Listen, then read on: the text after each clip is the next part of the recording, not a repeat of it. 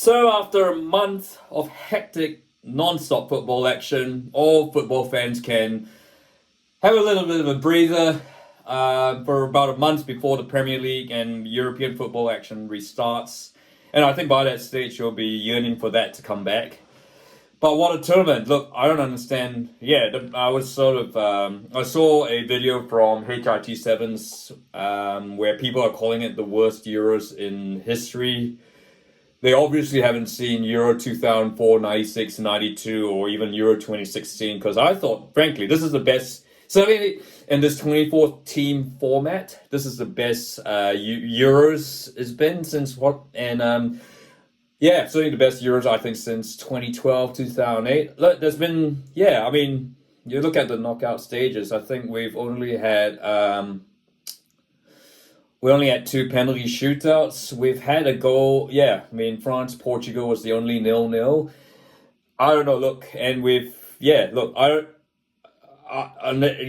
can't, apart from group. I talked about Group C being an absolute ball fest, but by and large the football's been pretty good. Look, and I don't get this deal about the lack of stars. What's Lamine Yamal? What's Nico Williams? What's Jude Bellingham then? I think, in fact, you say, I don't think it's hyperbolic or hysterical or to say that, Lamine Yamal is possibly the next Pele, Maradona. Looking at this tournament, the way he's played, the maturity, the skill, the intelligence he's got, I don't think any world football has seen something like that since Pele at 1958 World Cup, because Pele burst on the scene as a 16-year-old and helped Brazil win that World Cup. We haven't seen that sort of thing since. We haven't seen that much impact from someone this young since that time. And look, that goal. Spoiler: that goal by Yamal against France. That's the goal of the tournament for me. I'm sorry, Arda, but to do that in the semi-final when they're 1-0 down against France, a side that would have ultimately sat back and defended for the whole 90 minutes plus stoppage time. So that goal ultimately changed the game and set Spain on the way to victory against France. So look, that is special.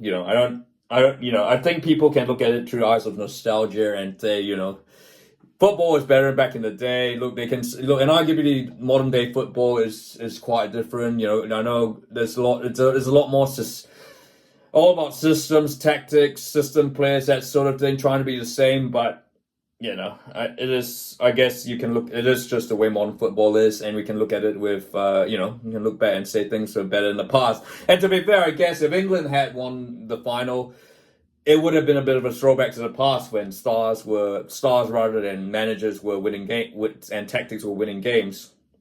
I don't think if England had won, it wouldn't necessarily all be credit to Gareth Southgate, apart from the fact that he's the one who inspires the players. He's the one who keeps the harmony in the team. He's the one who makes the substitutions. And at a certain stage, it looked like when Cole Palmer scored that goal, it looked like it was all going to be England. England looked like the stronger team, but then Spain came back, and it was Mikel Oyarzabal who just about got onside against Mark Guehi, who would have been certainly has had an outstanding tournament and really should not be blamed for that goal that they conceded. Spain were just the quality of that, they were just too good. And at the end of the day, Spain deservedly are the European champions for the fourth time. Now they are the most successful team in international football history, with 4 trophies. And are we on the verge of seeing another Spanish golden era? Perhaps. In Lamine Yamal, you could say that they have someone who could Spain finally have the answer to Pele for Brazil, Diego Maradona, Lionel Messi to Argentina, Eusebio and Cristiano Ronaldo to Portugal, and that they have a star who is undoubtedly far and head and shoulders better than the rest. For England, though, look, they've got Jude Bellingham, they've got Cole Palmer, Phil Foden, was absolutely brilliant in the latter stages of the tournament, and so is Bukayo Saka. Whether Harry Kane will lead the line, who knows? I think for me, whatever happens to Gareth Southgate, I mean, if he does decide to leave, I guess the future is bright for whoever takes place, and perhaps maybe they need someone who's tactically more minded. I mean, Graham Potter's still out of the job. Who knows?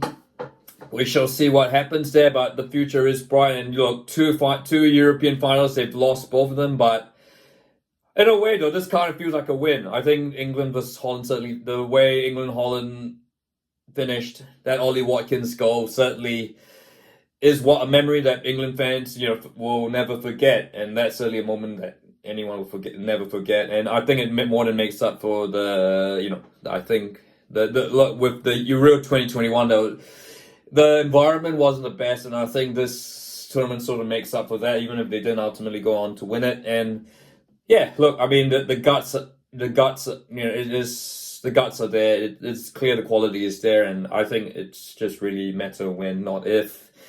But look, I think certainly on tonight's evidence, Spain, on tonight's evidence, on the evidence of the whole tournament, Spain definitely, undoubtedly deserved to win the tournament. And look, I was going to do a team of the tournament, and I've already spoken. Goal of the tournament goes to Lamine Yamal for that, that goal against France. I'm obviously not going to show it here because UEFA are pretty pedantic about, fair use and using stuff on YouTube. But I was going to do a team of the tournament, but, I mean, it is pretty much going to be all Spanish. I mean, one or two, maybe I'll have Jordan Pickford in goal because Unai Simon, I think he's just ahead of Unai Simon, who really hasn't had to do too much, make many saves. In defense, I've gone with the formation that De La Fuente's gone with. Cucurella, left back.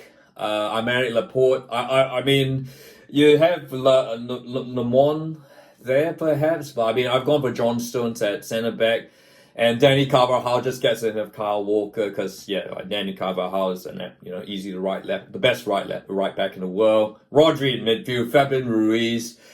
And then the three attackers, Nico Williams, Dani Olmo, Lamal, and Alvaro Morata. I mean, look, it's not been a tournament of forwards, but Morata gets in there just for his link-up play and being the centerpiece of the Spanish attack. Although, I mean, I couldn't possibly put Ollie Watkins in there. I certainly would put Harry Kane in there or, anyone else. It's really not been a tournament for centre forwards. So, for me, it's just Alvaro Morata. So... But yeah, that's Euro 2024. Not really much structure here in this recap, which we talked, I guess includes the finals. So, yeah. But what are your thoughts? Is there anyone who should really be mentioned in there? I mean, I think it's really, has only been really one team, it's Spain. And I'd like to hear your thoughts. Was this Euro 2024 as bad as some people made it out, or was it actually a much, much better tournament than we give it credit for? I think in years to come, this might very well be looked on much more fondly, certainly by the Spanish fans, and possibly, I think most of the English fans, ultimately, for the way the players fought on, in times of adversity, Slovakia, Switzerland, Holland, and so, yeah, what are your thoughts on this Euro 2024? And yeah, if you like this video, if you like, and don't forget to subscribe.